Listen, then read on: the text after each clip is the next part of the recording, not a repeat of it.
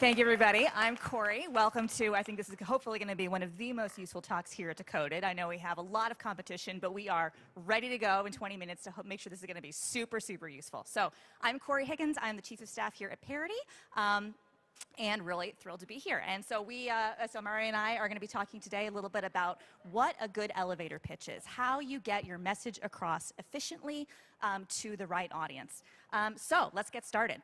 We are all here today because we share a common belief in the extraordinary vision of Polkadot. And we heard about that this morning. Vision is a big thing, right? Decoded is more than just a celebration of technology. It's a testament to our collective creativity, commercial ingenuity, and technical prowess. And despite our diverse reasons for being here, though, one thing we can all agree on is Polkadot is a complex story to tell. Learning about Polkadot for the first time is not for the faint-hearted. When I tell people I work on Polkadot, those with a bit of blockchain knowledge are like, oh, that's a layer 1, right? And I often find myself saying, well, you know, technically it's better to think of us as a layer 0. And then I go off on that and I just catch myself starting to explain things in this way. And I realize I've fallen into the trap of overcomplicating things and losing my audience. There are many ways to understand Polkadot, but to truly grasp what we're all striving to build, a technical explanation isn't always the best first step. So instead, what we need to try to do is convey the vision behind the work. And no matter how diverse our reasons might be, that's going to be the way that you're really going to get your audience. This principle holds true, especially in the realm of fundraising, our topic today, which brings me to a quote often attributed to Antoine de Saint-Exupéry, which is, if you want to build a ship, don't drum up the men and women to gather wood, divide the work and give orders. Instead, teach them to yearn for the vast and endless sea. This quote, although it's a bit corny, is usually used as an example of what good leadership and management looks like. Today, however, we're focusing on how this wisdom applies to the art of messaging and how that can be achieved quickly, succinctly, and powerfully. Successful pitching achieves 2 critical objectives. It cuts through the noise, and it leaves your audience with a compelling vision. We all know how easy it is to get buried under an avalanche of information, which leads me to what we're discussing today, the elevator pitch. This may be familiar ground for some of you, but it's essential nonetheless.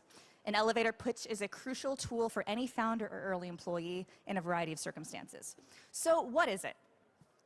An elevator pitch is a concise and compelling summary of an idea, product, service, or even of yourself, if you are using this for your own networking, that can be delivered in the time it takes to ride an elevator. So that's going to be anywhere between 30 seconds to 2 minutes. The idea is that most of the time you don't have the luxury of a half-hour meeting to explain your project idea. And you know, we all know opportunities happen sporadically. That's going to happen when you're in the hallway with somebody, when you're grabbing a coffee, and you need to be able to be prepared to be able to speak to what you're building quickly and in a way which will make a lasting impression. So this skill is invaluable at networking events, investor meetings, any situation where a brief moment could make a significant impact. And it's also, luckily, this is a skill that can be learned and honed. So I am thrilled to introduce someone who knows this terrain very well and who will be taking over the rest of this presentation, which is really the meat of it. So this is Mario Schraepen. He's going to guide us through crafting the perfect elevator pitch. So he will delve into the information hierarchy, timing, do's and don'ts, and techniques to showcase your work in the best possible light. Mario also has a track record of entrepreneurship. So he is the successful founder and CEO of LinkedCar and has extensive experience in fundraising. He's also a proud PBA grad and founding member of PolkaBiz, which recently celebrated their successful on-chain treasury proposal supporting startups in the Polkadot ecosystem. So Mario can share more about that. But in a related point, the reason we're doing this session today and right now is to prepare those of you attending tonight's investor and startup matchmaking event hosted by PolkaBiz. So with that, let's give a warm welcome to Mario. Thank you, thank you, thank you. Okay, so indeed, the reason for this talk is to help you guys a little bit for the PolkaBiz matchmaking event, so founders and investors. If you're not in there, I hope this talk will also help you. Because for some of them, it will be the first time that you will be presenting to a VC. And for the others, I hope I can learn also, learn you also some do's and don'ts, so you will be better prepared. Now, before I start any other slides, I need to say that, and that's pretty important, that a VC is not your friend. You know, you share a common goal, you both want to be successful, but most of the time you as a founder, you have a kind of ideological reason. You know, you want to change the world, you want to create the best UI ever, you want to make it easier to transfer money between wallets, whatever. But an investor is interested in the return of their invested money. Now, generally speaking, an investor expects a return of, 10 times the invested amount. So the next time you go to an investor and you ask for $500,000, for instance, remember that the investor is looking at you and they think, how fast can I get a return of 5 million? That's important to know. So the next time you talk to an investor, be just prepared that that is in his mind. I'm going to give you money.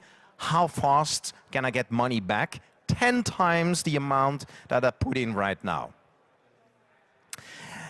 Now, I understand that many of you guys are technology founders. That is all perfect. But please, when you approach a VC, start with the problem first.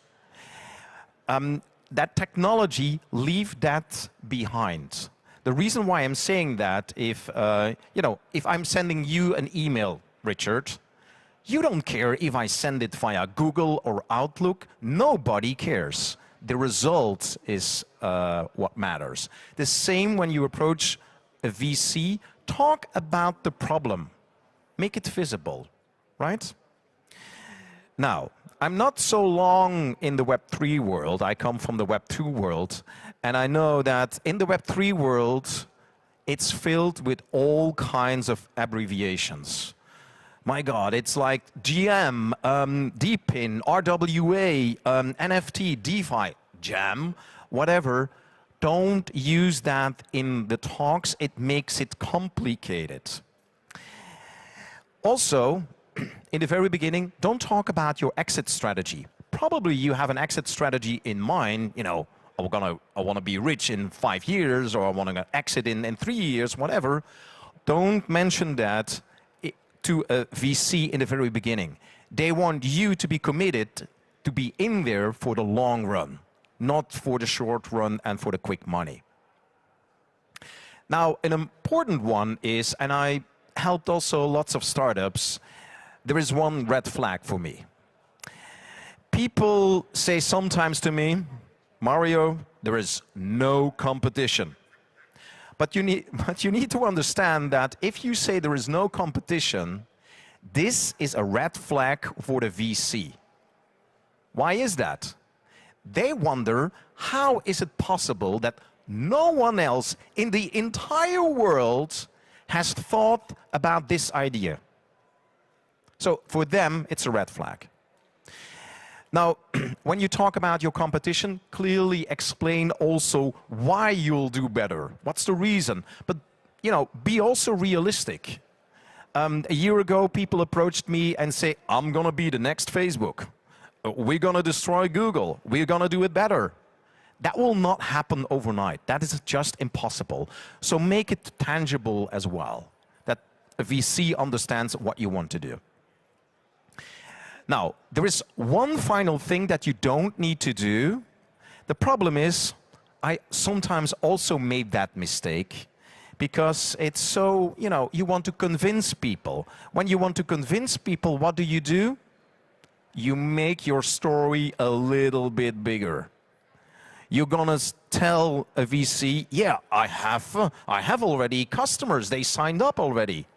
If you say that, make sure you actually have customers. Don't lie. Because basically what you want to do is you want to enter a long-term relationship with a VC, with an investor. So I think it's better to be honest from the very first time. It's like in a relationship, right? When you start dating from the very beginning, you want to be as best as possible. That's all fine, but don't lie. No. before you start any meeting, and tonight we invited investors. One of the investors, for instance, they only deal with Series A rounds. So don't pitch your idea to them if you don't have any paying customers, because you will waste your time, you waste the time of the investor, you both won't be happy. So do your homework from the very beginning. Now, there are some nice tools to do that. You have Crunchbase, for instance, you have PitchBook. What it helps you is to identify the right investors for your stage and your industry, right? And also what I want to say is the industry. You see that certain VCs are focused on certain industries. So if you see that a VC never invested in DeFi and you're doing DeFi, don't try to sell your product. It will not help. Now, tonight, we have that matchmaking event. For the people that will be there, you have around 10 minutes to just highlight your company or your product. Now, most people ask me, how do you do that? What do you say to an investor? What are they looking for? Now, I always say, first start with you. They are interested in your story. What makes you unique? What is your passion? Why did you start that company? Why is it that you want to conquer something or so? You are the founder and you are actually best placed to explain that. Use that power that we all have inside ourselves and explain our vision, just your passion. Explain that.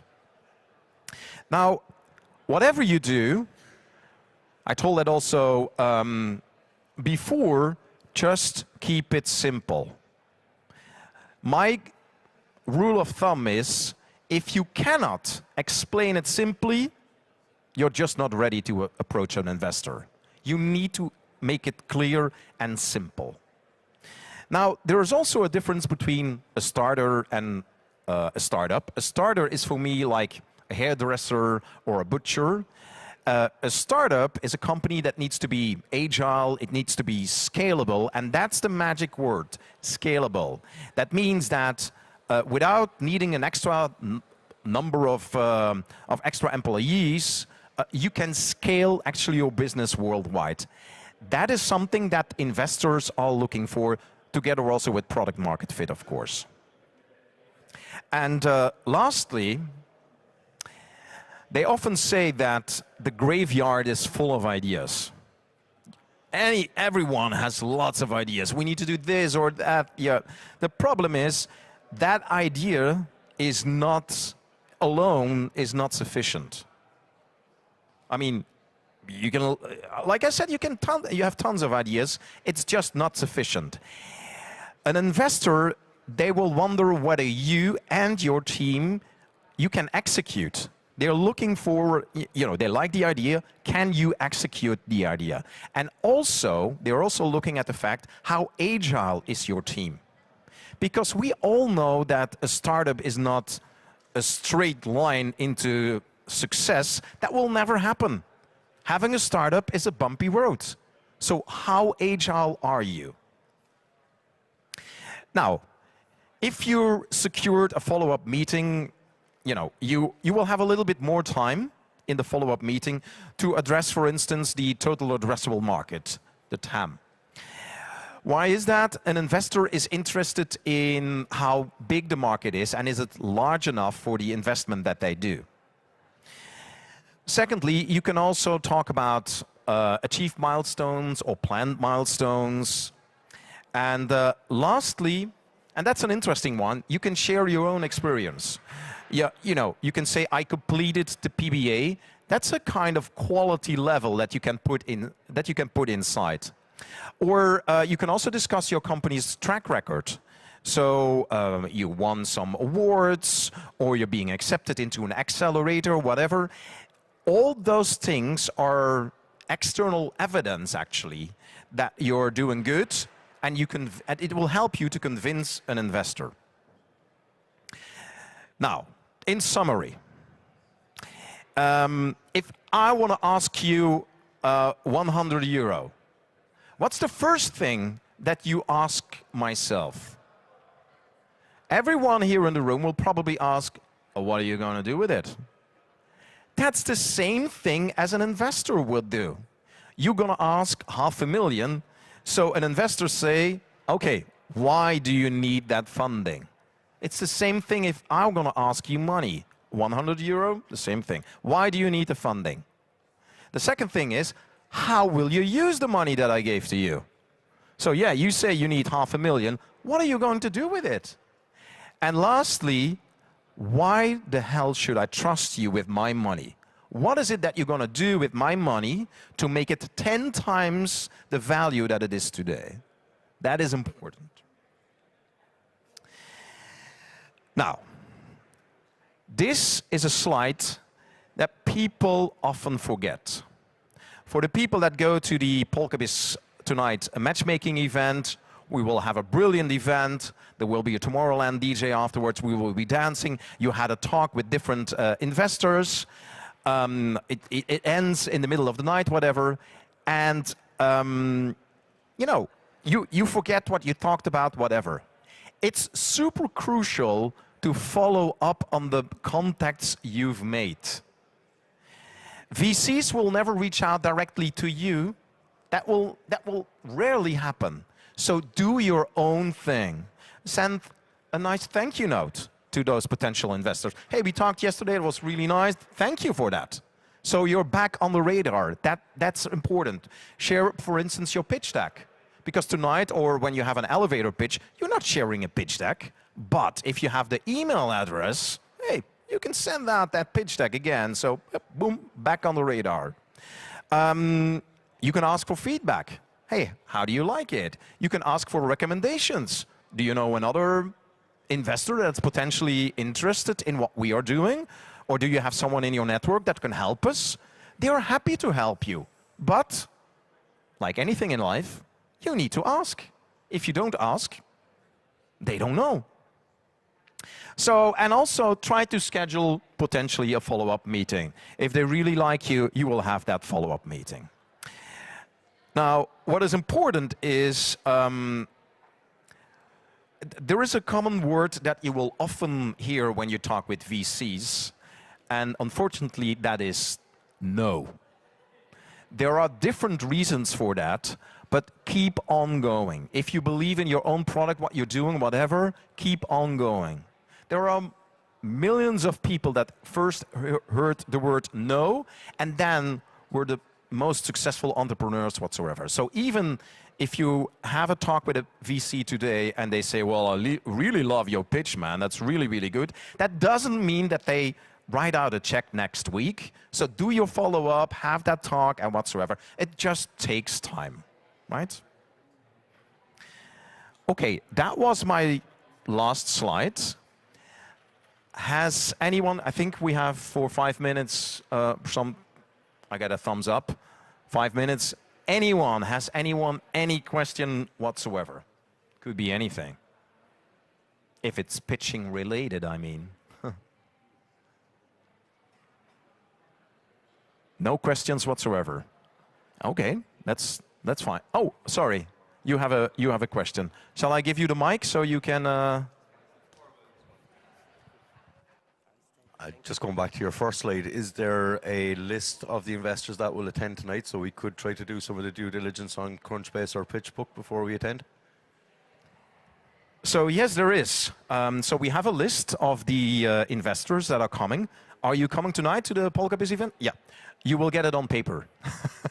That's how it works in the Web3 world. No, you also have access to the matchmaking app.